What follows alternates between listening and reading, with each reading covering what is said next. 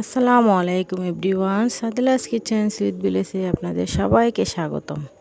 আবারও হাজির হয়ে এলাম নতুন একটি রেসিপি নিয়ে। আশা করি এই রেসিপিটি আপনাদের ভালো লাগবে। ভালো লাগলে প্লিজ আমার পুরো ভিডিওটি দেখার জন্য অনুরোধ রইল। আজকের রেসিপি হচ্ছে মোলা মাছ রেসিপি।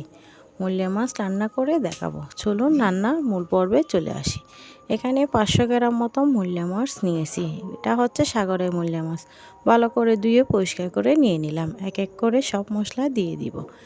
2 চামচ মরিচ গুঁড়া, 4 চামচ মেপে দিচ্ছি, 1.5 চামচ ধনে গুঁড়া, আধা চামচ গরম মশলা গুঁড়া।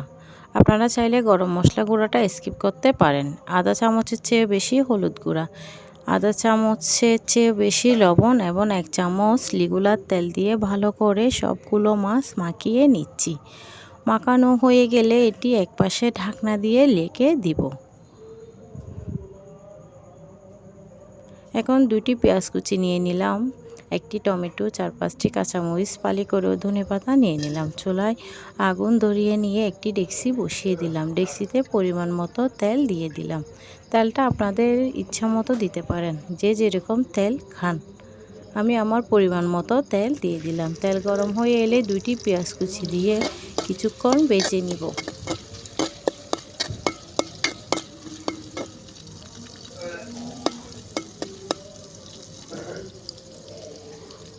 পেঁয়াজগুলো ভাজা হয়ে গেলে মাখানো মাছগুলো দিয়ে দিব। দিয়ে প্রায় 5 মিনিট মতো নেড়ে চেড়ে কষিয়ে নিব। হালকাভাবে নেড়ে চেড়ে নিচ্ছি। আপনারাও খুব কেয়ারফুলভাবে নাড়বেন, কারণ মাছগুলো যেন ভেঙে না যায়।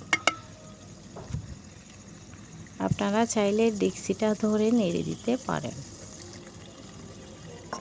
4-5 মিনিট কষানো হয়ে গেলে পরিমাণ মতো পানি দিয়ে আবারও কষিয়ে নিব।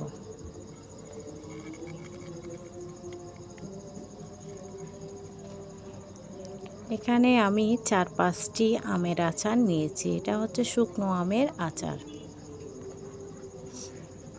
এবং কাঁচামরিচ, ধনেপাতা, টমেটোগুলো এক এক করে দিয়ে দিব। দিয়ে আবারও 2 থেকে 3 মিনিট কষানোর পর তৈরি হয়ে গেছে আমার মোলা মাছ রান্নার রেসিপি।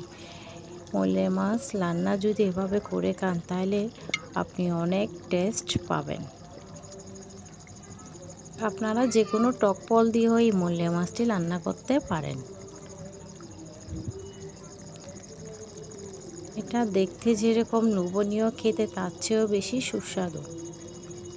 মোলা মাছ শরীরের জন্য অনেক উপকার করে, চোখের দৃষ্টিশক্তি বাড়ায়, ছোটো বাচ্চাদের জন্য ব্রেন ডেভেলপমেন্টে সাহায্য করে।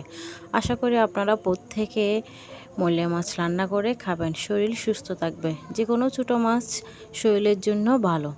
আশা করি আমার এই রেসিপিটি ভালো লেগেছে। ভালো লাগলে প্লিজ প্লিজ প্লিজ আমার চ্যানেলটি সাবস্ক্রাইব করবেন এবং আরেকটি রেসিপি তৈরি করার জন্য আমাকে উৎসাহিত করবেন।